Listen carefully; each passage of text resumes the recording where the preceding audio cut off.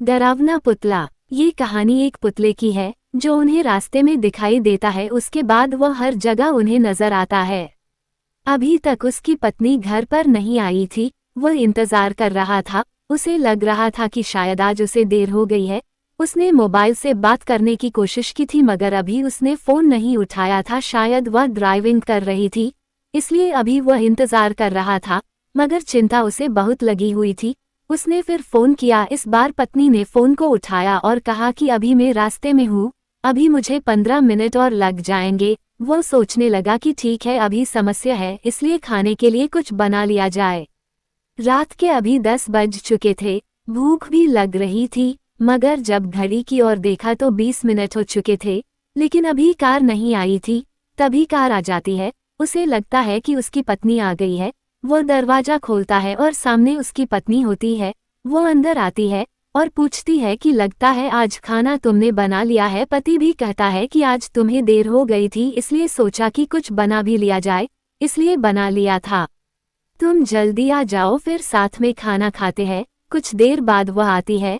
पति पूछता है तुम तो आज बहुत देरी से आई हो, आज क्या हुआ था? जब फोन किया तो कुछ ही देर में आ रही थी, मगर फिर भी तुम बहुत देर लगाकर आई हो, ऐसा क्यों हुआ है? तभी पत्नी ने बताया कि आज मुझे पहले से देर हो गई थी, मगर जब आपने फोन किया तो मैंने कार को रोक दिया था, क्योंकि मेरे सामने एक पुतला आ गया था। वह पुतला बहुत अजीब लग रहा था, वह अचानक ही मेरे सामने आया था। पति कहता है कि एक पुतले से क्या डरना, लेकिन पत्नी कहती है कि वह पुतला ऐसा लग रहा था कि चल रहा है। कार को देखकर वह रुक गया और अचानक ही गिर गया था।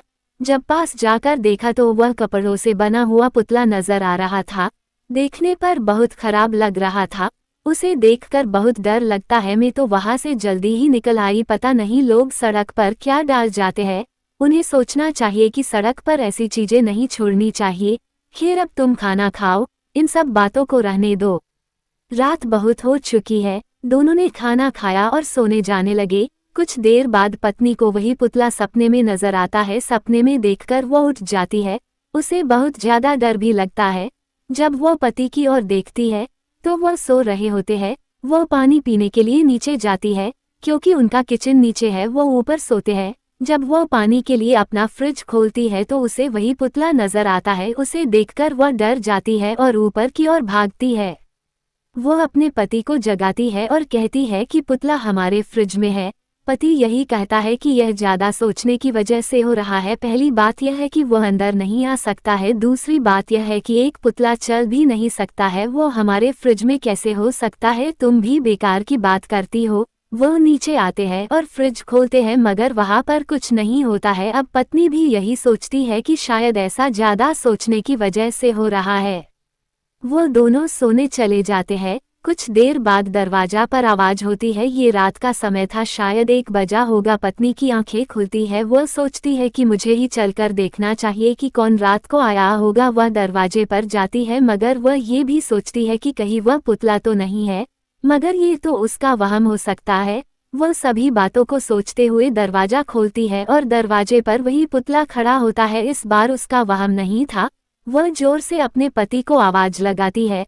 उसके बाद पति नीचे आता है और कहता है कि तुम दरवाजे के पास क्या कर रही हो? वह कहती है कि दरवाजे पर वही पुतला आता है और उसे देखकर बहुत डर लगता है। ये दरवाजा भी उसने ही खुलवाया है। जब वह दरवाजे पर दस्तक दे रहा था, मैंने दरवाजा खोला और वह मेरे सामने था। उसे देखकर बहुत ज्यादा डर लग रहा है। वह यहाँ तक कैसे आ सकता है? यह मेरा कोई वहम नहीं है। अगर तुम ऐसा सोचते हो तो ये बहुत गलत है, क्योंकि दरवाजा खोलने में मजाक में नहीं आई हूँ। मगर पति कहता है कि वो मुझे कहीं दिखाई नहीं देता है। ये बात भी बहुत अजीब होती है, क्योंकि वह सिर्फ एक को ही दिखाई दे रहा है, दूसरे को नहीं। वो दोनों दरवाजा बंद करते हैं और अंदर जाने लगते हैं, लेकिन दरवाजे पर फिर से दस्तक होती है। पत्नी कहती है कि इस बार दरवाजा नहीं खोलना है, क्योंकि वही पुतला वहां पर खड़ा मिलेगा। पति कहता है कि ठीक है, मुझे भी तो देखना है कि वो पुतला कौन है। वो दरवाजा खोलते हैं, वही पुतला सामने आ जाता है। उसके बाद दोनों उसे देखकर बेहोश हो जाते हैं। जब सुबह होती है तो वह उठे और देखते हैं कि कहाँ पर वह दोनों अंदर ही सोए रहते हैं। दोनों सोचते हैं कि यह कोई सपना है या कोई हकीकत, क्योंकि मुझे लगता है कि हम बाहर होंगे मगर हम तो अंदर है। हो सकता है कि हमने सपने देखा हो। कोई भी नहीं जानता है कि क्या हुआ था, मगर कुछ बातें दुनिया में बहुत अजीब ही होती है, उनका हल निकलना थोड़ा मुश्किल होता है।